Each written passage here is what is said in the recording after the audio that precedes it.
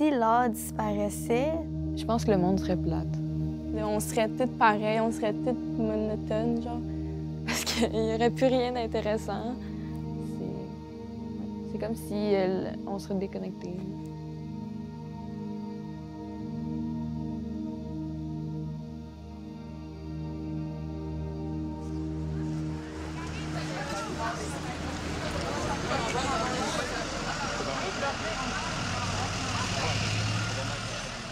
Bien, de pouvoir sortir de même avec l'école, ça m'a vraiment fait sentir comme, bien oui, c'est sûr, libre, mais comme une personne nouvelle. Tu sais, comme normalement, quand on est à l'école, tu sais, souvent, on est traité comme différemment, tu sais, comme si on ne comprenait pas trop les choses adultes, tu sais.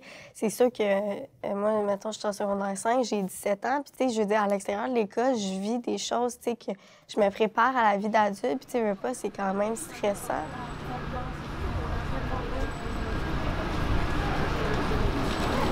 Alors, la photographie, ça existe depuis déjà un bon bout de temps. La lumière entre par un seul endroit, l'objectif.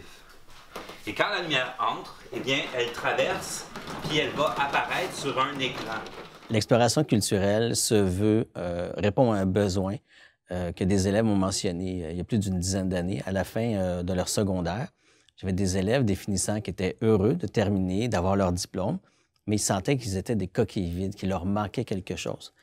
Et c'est là que je me suis aperçu que c'est de la culture, c'est ça qui leur manquait.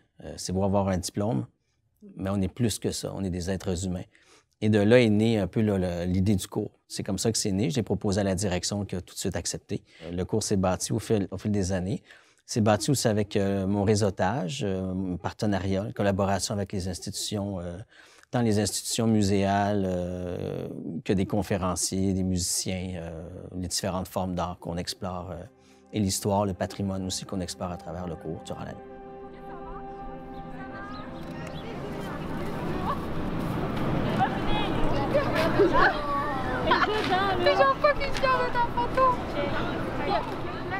Le programme avec Christophe, Exploration culturelle, ça apporte de la culture. Genre, ça va m'apporter plein de trucs. Puis même si c'est pas histoire ou maths ou français, c'est autre chose, là. Tu connectes avec les autres. C'est vraiment... on est tous plus proches. Si j'avais été dans un autre programme avec la même classe, ça aurait été plate. Mon année aurait été vraiment plate, mais ce cours-là, je trouve ça vraiment, vraiment important que tout le monde puisse avoir ça. On a en enseignement avec les milieux institutionnels et muséals et tout, on a ce qu'on appelle de la médiation. Ce sont des activités pédagogiques montées à partir d'une exposition, d'une conférence, d'un thème, pour amener les élèves dans leur réflexion, dans la compréhension d'une œuvre ou quelque chose comme ça. Moi, ce que j'aime depuis plusieurs années, c'est l'intermédiation. Ça veut dire que j'ai quelqu'un du théâtre, j'ai mon artiste, et ces gens-là se parlent. J'ai mon photographe, et les élèves voient des artistes qui se parlent entre eux pour décloisonner. Mais pourquoi je me suis impliqué avec Christophe Surget et avec son cours d'exploration culturelle, c'est que ce cours-là, pour moi, est primordial puis est un exemple de ce qu'on devrait faire. Tout le monde devrait passer à travers ce cours-là parce que c'est un cours qui fait le pont entre le français, entre l'histoire, entre les cours d'art plastique. C'est vraiment une ouverture sur le monde. Alors, les jeunes sont considérés comme des jeunes adultes. Et quand ils rencontrent un conférencier, ils ne sont pas infantilisés. On veut les emmener plus loin.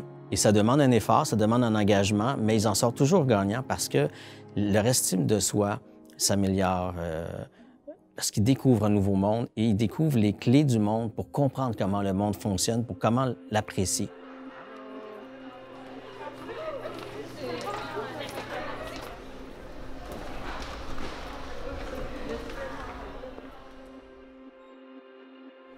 Chaque fois qu'un suicide fait la première page des journaux, chaque fois qu'une vedette ou un personnage à la télé s'enlève la vie, il y a une augmentation du nombre de suicides.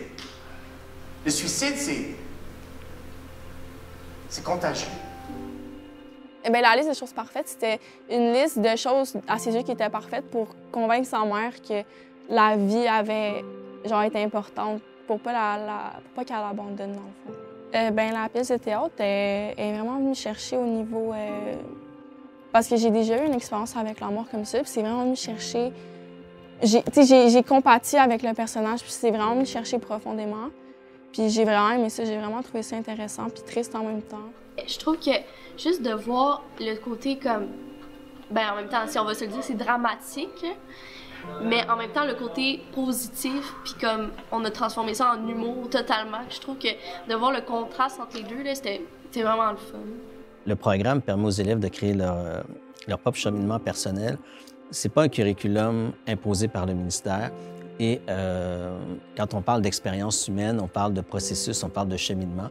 Ça demande de l'introspection, ça demande de la réflexion et ça se fait à l'aide du journal de bord. Alors, dans le journal de bord, on consolide le bagage culturel et à travers ce bagage-là qui se construit, on veut développer l'esprit critique. Et ça prend du temps. Et ce cours-là, c'est un cadeau. C'est un cadeau qui se résume en 2 mots, du temps puis de la liberté. Donc là, je vais vous lire ma réflexion sur le vieux Montréal. Alors, j'ai vraiment apprécié le rallye photo. Ça m'a permis d'exprimer mon imagination et d'explorer le paysage magnifique. J'ai photographié des choses que je n'aurais jamais pensé photographier. J'ai aussi bien aimé la liberté que nous avons eue cette journée dans le Vieux-Montréal. Cette sortie a fait en sorte que notre classe s'est vraiment rapprochée. Des gens avec qui j'ai rien en commun, puis qui restaient dans leur gang et moi dans la mienne. On a vraiment pu avoir des belles conversations, puis ça l'a fait en sorte qu'on s'est rapprochés. Je pense que l'option va vraiment m'aider dans mon parcours scolaire. Cette journée m'a permis de connaître des nouvelles personnes avec qui je n'aurais jamais pensé bien m'entendre. J'ai adoré être ailleurs que dans une salle de classe pour apprendre d'autres choses. Là, je vais vous lire un truc que j'ai écrit. J'ai dit que j'avais adoré la pièce puis que je savais pas par recommencer. Pour ma part, genre, dernièrement, ça n'a pas toujours été facile. Puis le message qui m'a vraiment marqué, c'est que tout s'améliore puis que tout le monde peut trouver la force de s'en sortir. J'ai apprécié qu'on parle de dépression et de suicide parce qu'on ne peut jamais vraiment savoir ce que la personne à côté de nous a vécu. Ça m'a beaucoup touchée, puis j'ai un petit peu pleuré. C'était vraiment cool comme pièce.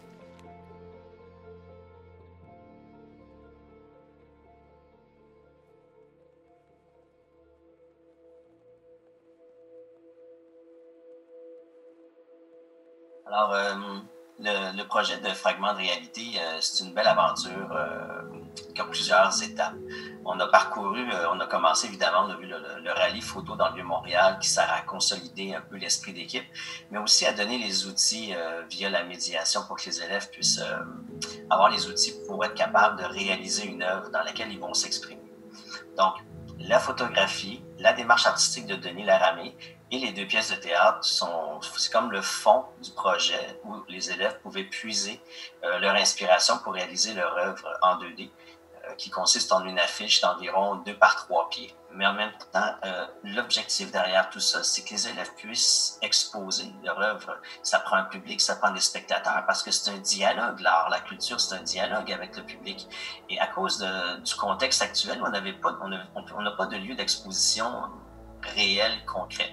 Mais au lieu de se morfondre dans tout ça et que le projet tombe à l'eau, avec les partenaires, on a été capable de trouver des solutions, justement, d'où ce documentaire. Et dans ces œuvres, vous allez voir, c'est des histoires personnelles, émouvantes, uniques, dans laquelle on retrouve chaque fille, chaque élève, chaque garçon a dû insérer un élément personnel et secret. Donc, dans chaque œuvre, il y a quelque chose qu'eux seuls connaissent la signification. Vous allez voir des histoires d'amour, d'amitié, de rêve et d'espoir, qui sont des choses qu'on retrouve souvent. Et ce sont des thèmes qui les touchent profondément en ce moment dans le contexte dans lequel on est.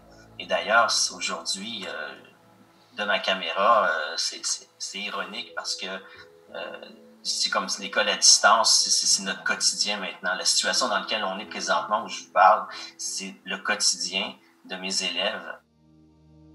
Quand on fait de l'art, on peut être qui on est réellement, mais en même temps, on peut prétendre être quelqu'un. Donc, on peut se mettre sur une autre forme, exemple le théâtre. Bien, juste de savoir de la culture, je pense que vu qu'il y en a tellement de cultures différentes sur la Terre, ça permet de comprendre d'autres humains. Si l'art disparaissait, je pense que c'est un peu drôle à dire, mais je pense que le monde serait comme en noir et blanc. Là, ça serait vraiment comme tout le monde est pareil, tout le monde fait la même chose. Il n'y a pas quelque chose qui est hors du commun. Ça serait plate pour elle. La culture, sous toutes ses formes, peut mettre un baume sur l'âme humaine qui souffre. Et en ce moment, beaucoup de gens souffrent en silence.